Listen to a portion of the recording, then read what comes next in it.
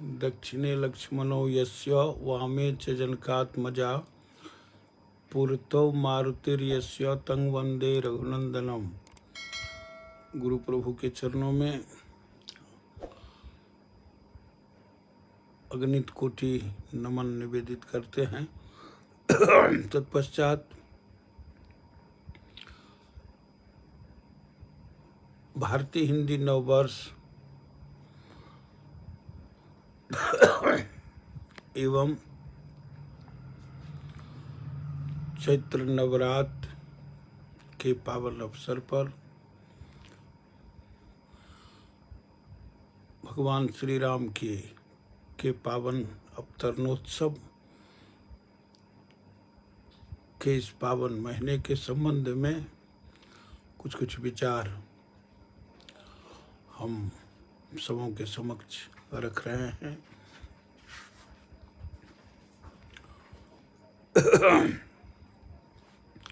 सबसे पहले तो कम समय में कुछ विचार रखते हुए हम चाहेंगे कि वाणी को विराम देंगे। परसों चैत्र शुक्ल प्रतिपदा है। भारतीय हिंदी नववर्ष चैत्र शुक्ल प्रतिपदा से आरंभ होता है। 2 अप्रैल 1922 ईस्वी को इस बार चैत्र शुक्ल प्रतिपदा की तिथि है। अंग्रेजी नववर्ष 1 जनवरी से मनाते हैं। इसी प्रकार भिन्न भिन्न देशों में जो विभिन्न संस्कृतियां हैं उसके अनुसार लोग मनाते हैं। भारत में भी हम आप देख रहे हैं कि 75% लोग, अधिकाधिक लोग, 75 क्या 90 कहा जाए, अधिकाधिक लोग बहुत दिनों से अंग्रेजी नववर्ष ही मनाते आ रहे थे। विगत कुछ वर्षों से सनातन परंपरा, सनातन संस्कृति से जुड़े लोगों ने भारतीय नववर्ष की महत्ता जो ग्रंथों में है उसे विविध क्रियाकलापों के द्वारा जनसामान्य के बीच उपस्थापित करने का प्रयास सभी लोग कर रहे हैं। और इस उद्देश्य से हिंदी नववर्ष में प्रकृति परिवर्तन यानी पूरे पृथ्वी में, दुनिया के तमाम देशों में, भारत के अलावे भी एक विशेष परिवर्तन नजर आता है। यह परिवर्तन अंग्रेजी के 1 तारीख में जनवरी में या अन्य और भी जो तिथियां हैं उनमें नजर नहीं आता, लेकिन इसमें सारे के सारे परिवर्तन महसूस होते हैं। पुराना और नया 2 शब्द है, यानी पुराना को छोड़ते हैं तो नया शब्द आता है, नवीन को ग्रहण करते हैं। इसलिए प्राचीन वर्ष को, बीते हुए वर्ष को हम छोड़ते हैं और नए वर्ष में प्रवेश करते हैं। इस दिन में लोगों को अत्यधिक खुशी प्रसन्नता मनानी चाहिए, घर में दीप जलाना चाहिए, शोभा यात्रा निकालनी चाहिए, साथ ही साथ भजन, संकीर्तन, अष्टजाम, सत्संग आदि की चर्चा करनी चाहिए। और ये बड़ी विचित्र बात है कि भारतीय नववर्ष का आरंभ चैत्र नवरात्र से होता है। इस 9 दिन में यूं कहा जाए आरंभ चैत्र शुक्ल प्रतिपदा से होता है, लेकिन नववर्ष का प्रभाव लगता है कि रामनवमी तक, रामनवमी के बाद भी 15 दिन के पक्ष तक इसका भाव प्रभाव रहता है। और भगवान श्री राम जी ने भी इसी महीने में अवतरण इसी महीने में अवतार धारण करके संपूर्ण वसुधा को पवित्र किया है,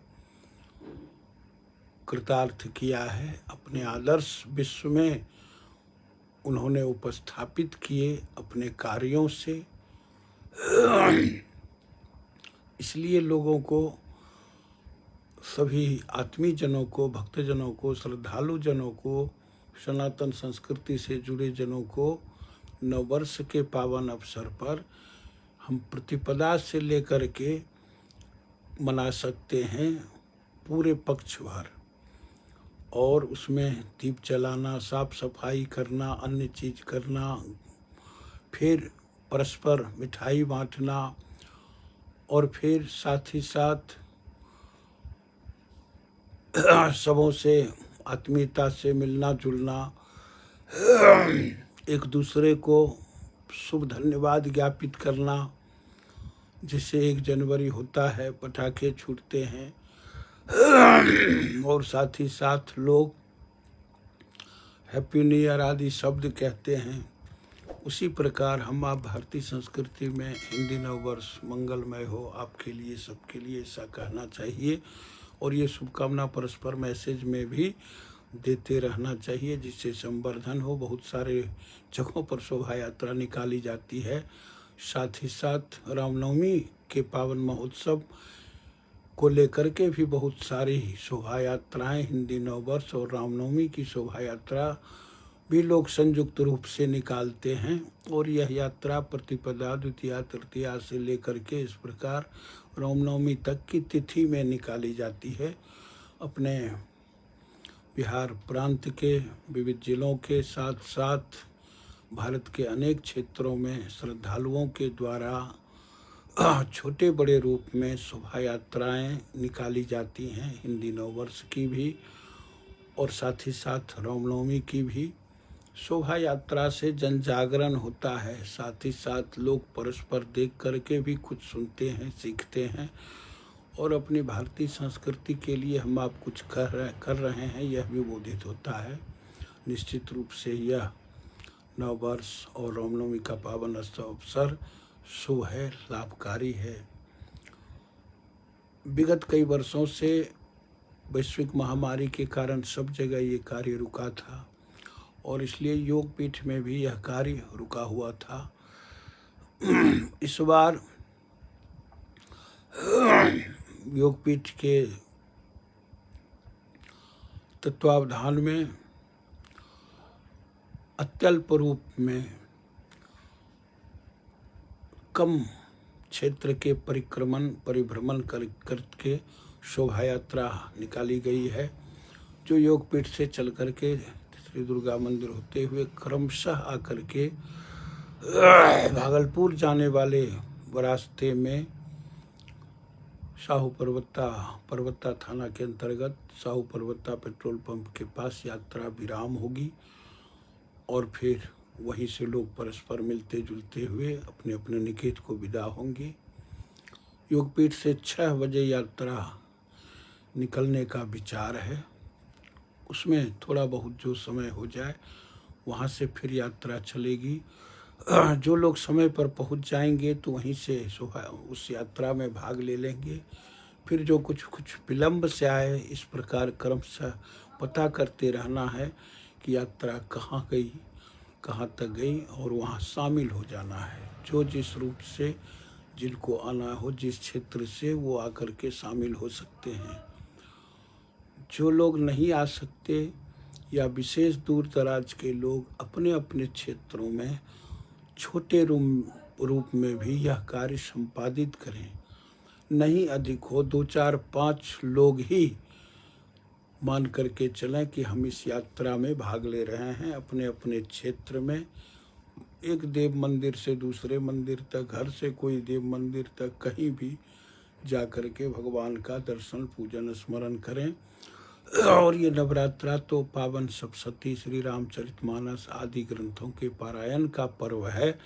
निश्चित रूप से चाहे हिंदी नववर्ष की यात्रा हो या फिर भगवान श्री राम के जन्मोत्सव की यात्रा हो, अवतरणोत्सव की यात्रा हो, सबको भगवान का भजन कीर्तन संकीर्तन करते हुए भगवत स्मरण करते हुए यात्रा करनी चाहिए और मन में भावना रखनी चाहिए कि विगत वर्षों में हे प्रभु मुझसे जो कुछ भी भूल चूक त्रुटि हुई उसे क्षमा करते हुए फिर अगले वर्षों के लिए हमें आप मंगलमय आशीर्वाद प्रदान करें ताकि हमारी जीवन यात्रा सही ढंग से चलती रही और हम अपने सारे कार्यों को करते हुए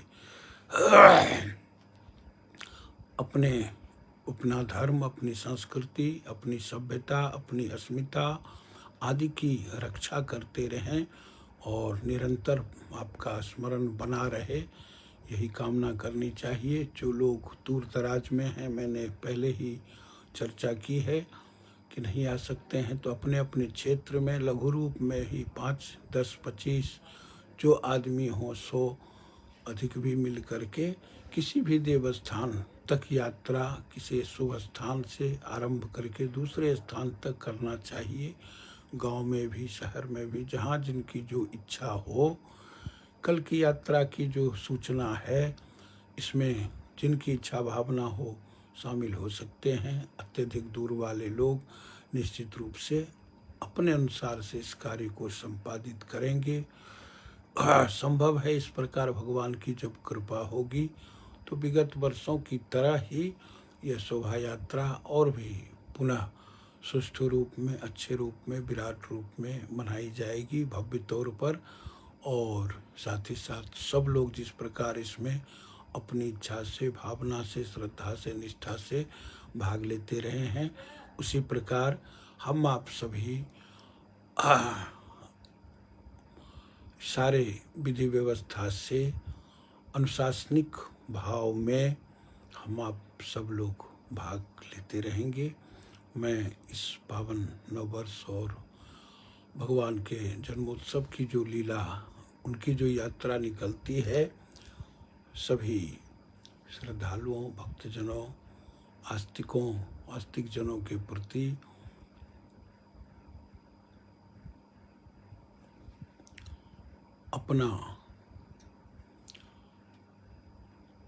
अपनी मंगल कामना, शुभ कामना, मंगलाशासन प्रेषित करता हूँ।